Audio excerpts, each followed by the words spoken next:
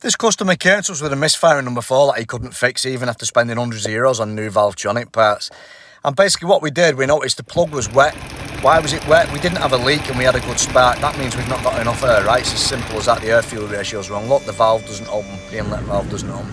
Valvetronic was working there, but it did stop intermittently.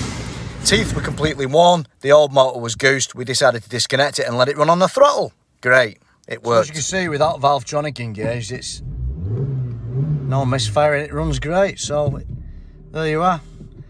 Misfiring number 4 Valvetronic. You never would have believed it, would you?